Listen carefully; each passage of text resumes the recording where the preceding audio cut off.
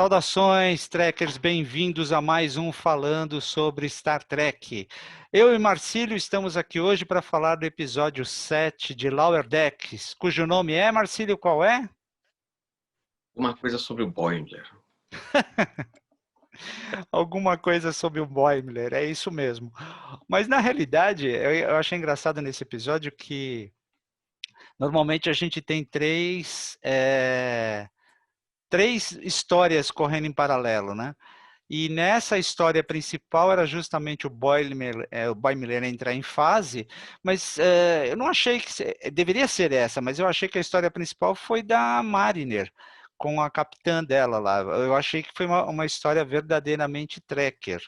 Mas antes de mais nada, eu queria colocar aqui um recado que o Engler mandou para a gente. Então, Trekker, saiu mais um episódio de Star Trek Lower Decks, episódio 7. Muito barulho em cima de boiler, ou algo assim. Eu diria abrasileiradamente, um dia de fase, ou mudanças de fase. Esse episódio faz uma sátira direta à nova geração. A quinta temporada, episódio 24, a próxima fase, onde a gente via o LaForge e a Alferes Rowe fora de fase, depois de usar o teletransporte, aparentemente mortos, né? E o Bonner faz aí uma satirização muito interessante sobre esse problema de ficar preso fora de fase. Gostei muito também de saber que existe uma divisão 14 na frota, a divisão responsável pelas doenças espaciais insolúveis ou pelos mistérios científicos. Muito divertido isso, e é comandada por um Edosiano. Um Edosiano é aquele alienígena que tem 3 braços, 3 pernas, é um verdadeiro triplex. E nós conhecemos essa espécie na série animada. Se você não assistiu a série animada, não perca tempo. Na Netflix você tem todos os episódios e desde o primeiro você já fica conhecendo o Arex, o Edosiano que era o piloto da Enterprise. Vale a pena assistir. E você, achou o que desse episódio? Comente conosco, escreve aqui embaixo. Vamos falar um pouco mais sobre isso. E aproveite a revisão e todas as referências que vocês certamente vão ver agora aqui no canal Nerd Trekker, dos Star Trekkers. Boiler me up, Scott. Bom, você concorda com ele, Marcílio? Eu não concordei muito não, mas fala aí. Eu concordo com as referências que ele teve, foi muito feliz em escolher o episódio em que o LaForge e a Alferes Rowe ficam defasados, se bem que cada um representa na sua história o fato de ser defasado. Os dois defasados naquele episódio podiam atravessar paredes, mas não atravessavam o chão, coisa interessante. Já o Boimler aqui ele ficou defasado, mas como enfatizou muito o Rutherford, o efeito era apenas cosmético. E foi mesmo. Ele estava lá fisicamente, podia ser ouvido por todo mundo, mas estava transparente, estava com aquele barulho esquisito. Foi interessante mesmo. Eu, como eu disse, eu achei a história interessante, mas não achei que foi a história principal. Eu acho que um título interessante para isso aí que seria Eu Não Sou a Capitã. Eu sou apenas uma alferes, porque para mim a história principal rolou em cima da Mariner, apesar de ter muito mais tempo do Boimler. Outra coisa, desta vez nós tivemos tanto o Rutherford quanto a Tendi como totalmente secundários, né? Apesar da Tendi ter criado lá desculpa, um cachorro, eu achei o negócio meio esquisito, né? Porque se a gente bem lembra, experiências eugênicas estão proibidas. E tem uma polêmicazinha aí que ninguém tocou no assunto, mas se você pensar bem, ela criou vida senciente a partir de moléculas de carbono. Uma coisa muito estranha aí. Apesar de ser um cachorro, no final a gente já sabe que ele é um cachorro falante e senciente. Ou seja, ela criou uma espécie nova. Eu achei meio forçado aí, mas tudo bem. Comédia vale tudo. Então, vamos começar aqui algumas referências também deste episódio. Vamos falar um pouquinho aqui. Vamos ver aqui, vamos ver aqui, vamos pegar aqui as nossas referências aqui. E aí eu vou querer que você comente, Marcílio. Vamos lá. Falando a respeito Opa. dessa ética, Hum. acredito que a proibição se aplique só a seres inteligentes ou em criar avanços para a humanidade. Se ela criasse um ser humano mais avançado, aí sim seria um problema sério. Mas ela Mas isso... tentou Fala. Pode sem falar. saber, e foi essa parte mais engraçada. Mas, gente, é um ser senciente. O cachorro fala, é inteligente, entendeu? Ele troca ideias com ela e tudo mais. Então, não é um ser humano só. Ela criou vida. A partir do moléculas de carbono. Criou vida e vida senciente. Entendeu? Não foi o computador como no holodeck, que também foi polêmico, mas ela criou vida, vida mesmo, né? Com moléculas de carbono. Então, tudo bem, é uma comédia, mas que eu achei estranho, eu achei. Mas vamos começar aqui. Diga para mim o que você achou disso aqui. Logo de cara, nós temos uma referência ao Gélico, que é a parte de cadeia de comando, onde nós temos aqui a Mariner falando que ela fica sabendo que vai ter uma capitã substituto, um capitão substituto, né? E ela já menciona o Gélico logo de cara, né? Então a gente já tem aqui uma referência de cara. E aí, Marcílio? O capitão saiu, né? Foi como se fosse papai e mamãe saíram e deixaram a babá cuidando de casa. Então, normalmente, isso causa um desconforto para a filharada, para o resto da família. E a gente já viu o que acontece com isso, a gente viu que o Gélico foi realmente um problema sério para o pessoal aguentar. E o que ela não queria ser era se aproximar dessa situação temporária com alguém que ela não conhece, tendo que explicar tudo para a nave sobre como ela funciona e ver o capitão forçando a sua situação de qualquer maneira para cima da nave, como aconteceu com o Jellicoe. Normalmente é isso que acontece quando alguém chega para substituir um comando. Mas é interessante que a gente sabe, então, que existe todo como se diz, uma tripulação substituta para o comando, né?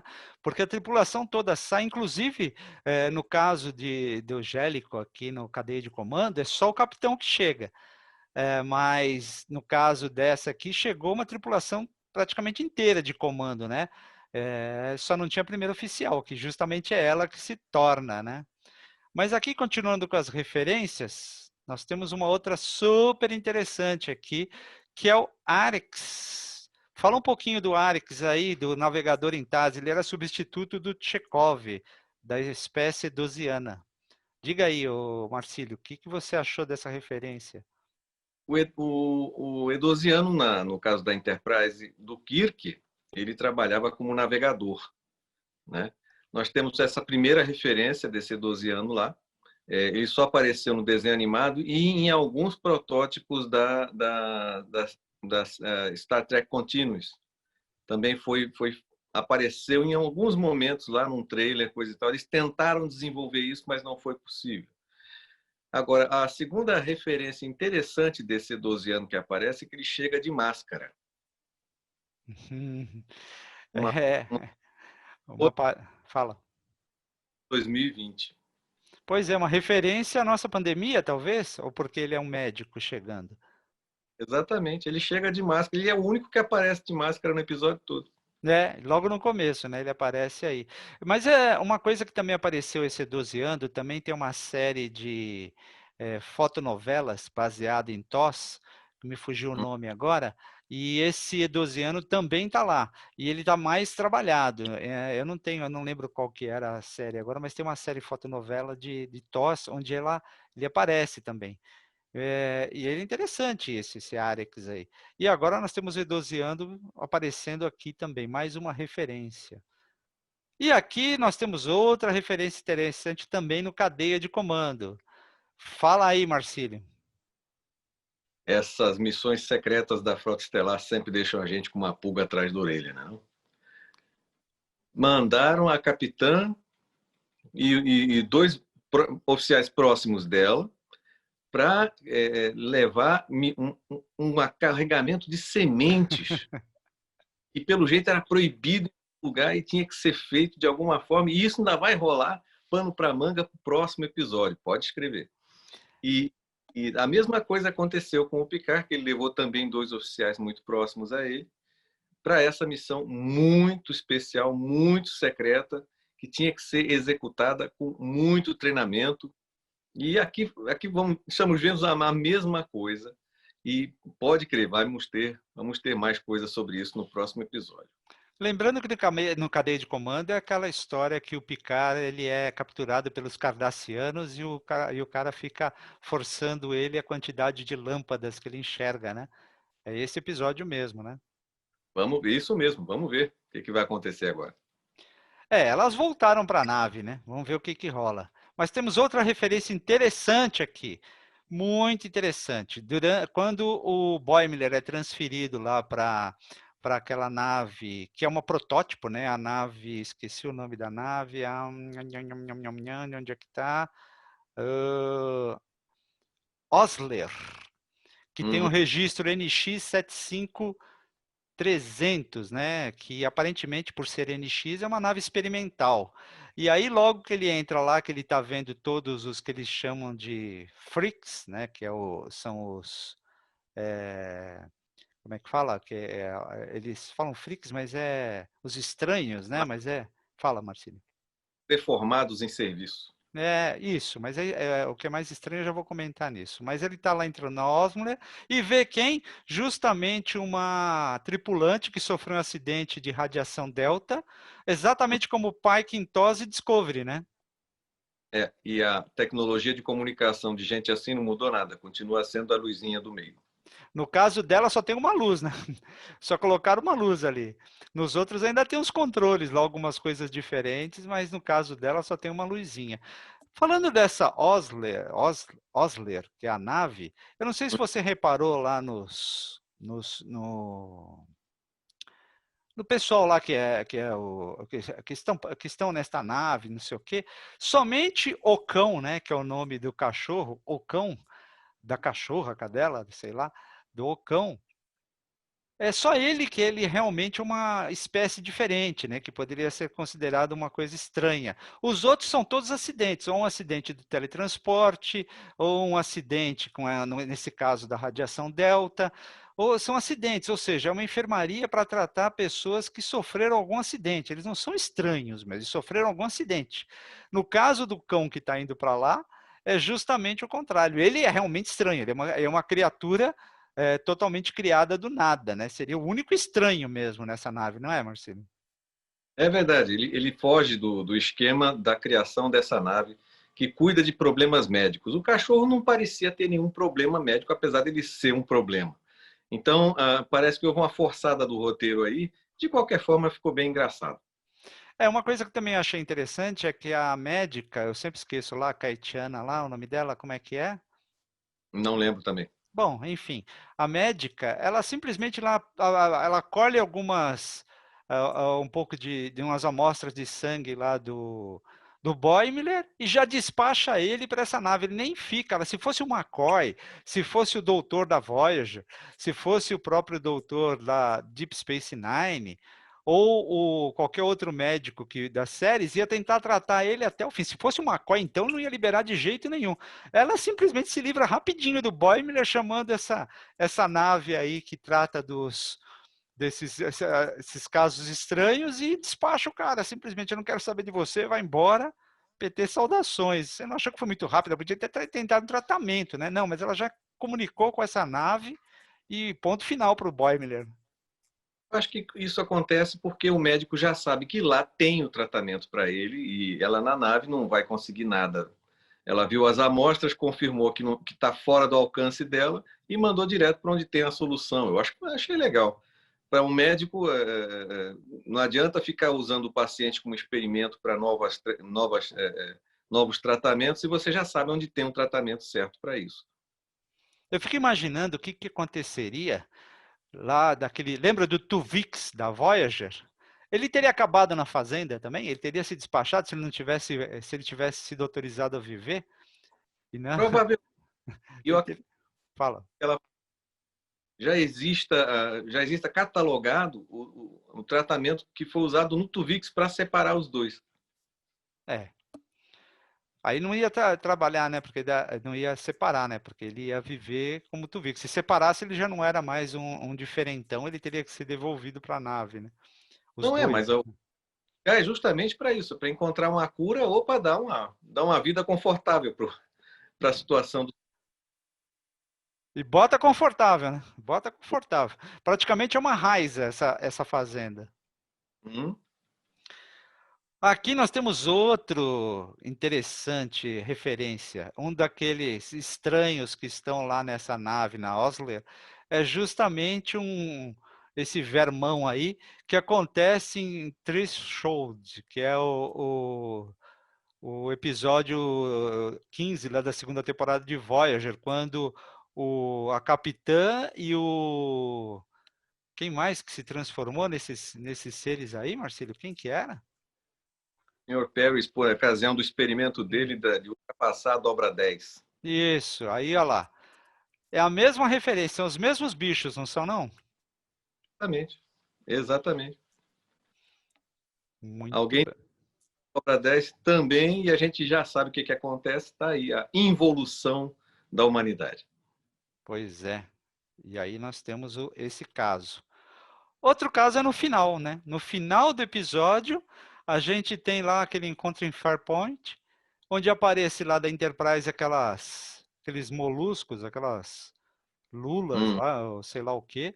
É exatamente a mesma coisa que aparece aqui nesse episódio de Lower Decks, não é não? A gente nunca soube o nome dessa espécie, a gente nunca soube como é que eles nascem, mas pelo jeito tivemos uma ideia um pouco maior sobre isso agora. Eles tomam conta da nave, né? Na realidade, tomam conta da nave e é isso aí que acaba virando. Até que eu achei que foi bem legal nesse caso aí. Foi várias referências interessantes. No Encontro em Farpoint, eles mostram que esses seres são intimamente ligados com energia. Eles se alimentam de energia. O Picard salvou a vida do segundo ser no episódio, enviando energia para ela. E aqui nós temos um embrião que resolve se apossar dos sistemas de energia da nave e acabou germinando ali. É verdade. Teve uma referência durante esse episódio aí de um tal, de um Rubchek, não sei o que lá, que era que eles roubam o veículo desse cara, né? Uhum. Fala, Marcelo. Saul Rubinek é o nome de um ator importante que teve seu episódio, seu próprio episódio em Jornada nas Estrelas, um episódio da nova geração onde você vê um homem roubando o Data para sua coleção pessoal. Esse ator se chama Saul Rubinek. Ele também teve... Rubitschek, não é? Rubinek é o ator lá que apareceu. É Rubitschek o nome dele, do ator. Saul Rubinek. O Saul Rubichek foi uma espécie de referência a esse ator sem comprometer com todas as letras do nome dele. Entendi. Tá? Esteve em Jornada nas Estrelas e também fez muito sucesso com uma série chamada Armazém 13. Isso mesmo. Que é muito legal. Outra coisa que foi nesse momento aí, que também deu para lembrar, o Kirk roubando o carro do tio dele, né? Em Star Trek, o filme novo de 2009, e elas roubam o carro desse professor aí, ou seja, foi uma referência dupla, né? Em cima disso. E só para constar, o ator ainda está vivo com 72 anos, tá? Ah, sim, tá aí. Eu até estou tentando achar o nome dele por aqui, mas tudo bem, enfim. E o que mais que você achou do episódio, Mark? Eu achei muito legal a evidência de um problema sério que eu tenho notado na Mariner. A Mariner tem mostrado sinais assim de uma aversão à autoridade enorme. Eu já conheci pessoas que têm isso. A pesquisa que eu fiz na internet mostra que esse problema acontece com crianças, mas eu não acredito que seja apenas crianças. Certo? Há pessoas que têm pais ou alguma influência seríssima de militares ou gente com muita autoridade na sua infância ou no começo da sua vida adulta, e essas pessoas sofrem tanto com a influência dessa pessoa que acabam tendo aversões a qualquer tipo de autoridade. A Mariner tem problemas sérios com respeito a isso. Você vê que ela viu alguém que foi a colega de classe dela, hoje é capitã, e ela que já foi tenente, já foi até algum posto a mais, eu imagino, está lá como alferes e se esforça para continuar sendo alferes, apesar dos talentos dela serem muitos. Então a gente vê isso acontecendo com a Mariner, e como isso é um desenho animado e o Bart Simpson não cresceu ainda, a gente vai ter que se acostumar com o jeitão dela o resto da série. É uma coisa interessante que você tocou nesse assunto, que mostra que ela tem extrema competência, né? Tanto que a capitã fala em determinado momento lá que ela queria trabalhar com aquela pessoa durona que ela conheceu na academia e não com a pessoa que estava se mostrando para ela, né? No entanto, quando a coisa apertou naquela nave lá, como é que era o nome da nave? Esqueci o nome da nave lá que eles resgataram. Quem tomou a frente foi justamente a Mariner, né? A Mariner tomou a frente e conseguiu livrar tudo lá e avançou para poder salvá-los, né? Inclusive chamando o Rutherford para fazer o transporte rapidamente de todo o povo que estava sendo, toda a tripulação que estava sendo até morta ali, poderia ser morta ali, porque estava destruindo a nave, né? Não ia sobrar ninguém. Então ela mostrou todos os talentos dela. Inclusive ela fala no final que ela tem que se descobrir ainda. Então é muito interessante que ela está nos Lower Decks ainda se descobrindo. Ela fala isso. Esses episódios que eu tenho percebido de Lower Decks, eles têm avançado pouco a pouco, se tornando um pouquinho mais maduro do que eram antes. Apesar de ter todo um fundo de comédia, todo um fundo de piadas e tiração de sarro, a gente vê pouco a pouco ele dando uma amadurecida e as histórias se tornando um pouco mais tracker e menos piada, né? Algumas, né? Claro, é sempre dividido em 2 roteiros e eu achei que foi bem interessante disso daí. Uma coisa que eu achei legal é que eu gostaria de ver de novo essa Capitã Freeman aí no seu uniforme. Foi o que você falou, né? Ela deve aparecer outra vez aí por volta de outros episódios aparecer com isso aí. E com esse uniforme, sei lá, praticando alguma missão, né? E outra que deve aparecer justamente a amiga da Mariner, a Capitã Hansen. Vamos ver se vai ter mesmo, né? Se ela vai aparecer mesmo. Pois é, a gente já está vendo mais uma pista da vida pessoal da Mariner, que indica que, seja lá o que traumatizou ela a esse ponto, que está lá, é uma ferida profunda na personalidade dela, seja lá o que aconteceu depois da academia. Essa foi a pista dessa semana. Quanto ao que vai acontecer com a capitã, realmente eu fiquei muito curioso com isso. E o trailer que a gente viu também no final do episódio mostra algumas coisas em relação a essa missão. Inclusive, eu acho que eu tenho o trailer aqui, eu vou pôr ele aqui para mostrar o próximo episódio. Deixa eu ver aqui onde é que tá. Barará. Por aqui. Eu acho que está aqui, vamos ver aqui. Vou pôr aí esse trailer rapidinho, porque o nosso tempo já está no final de tudo aqui.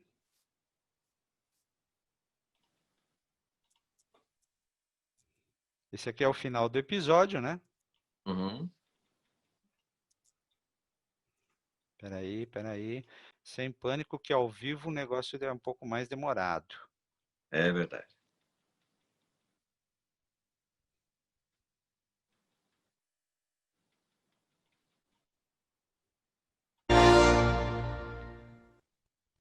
These witnesses have been brought before you to speak the truth. Isso aí nada mais é do que um julgamento Klingon, né? Difference between witnessing and just looking at something. All right, everybody, listen up. This mission is highly classified. Do your thing! What's my thing? Don't want to draw any attention. Hey, you've drawn my attention. Send our friends a message. What the hell are you doing? You said send them a message. That means phasers. It means to invite them to dinner. No, it doesn't. Então foi isso aí. Nós vamos ver de novo a Capitã Freeman aparecendo de novo aí com seu uniforme ninja ia ter um julgamento Klingon aí. Vamos ver o que vai acontecer semana que vem. E Bom, não Marcílio, só, você quer... Pode falar. não só ela, a gente vê que ela treinou para essa missão, agora o Boimler, o Rutherford e a Tendi também estão de uniforme ninja, tentando fazer o possível para salvar a situação. E me parece que essa raça, parece com os Klingons, mas não, são outra raça, que estão julgando eles, pode ser essas pessoas estejam julgando eles em relação àquelas sementes que a capitã tentou plantar. Pode ser. Enfim, isso é para a próxima semana. O que nós tínhamos para falar, eu acho que foi... Nós conseguimos, o nosso tempo já está estourando aqui, já está estourado. Mas, gente, não se esqueçam de inscrever no nosso canal, deixar o seu like, assistir o nosso vídeo, indicar para as pessoas. Está tudo passando aqui embaixo, todas as nossas mídias sociais. Marcílio, últimas palavras para a gente poder encerrar o vídeo. É muito bom ter Star Trek para assistir cada semana, e especialmente quando a gente se diverte tanto com essa série, que no começo assustou, né? Que a gente tinha medo que fosse fugir da seriedade, mas não, estamos gostando mais ainda porque ela presenteia a gente com muita referência.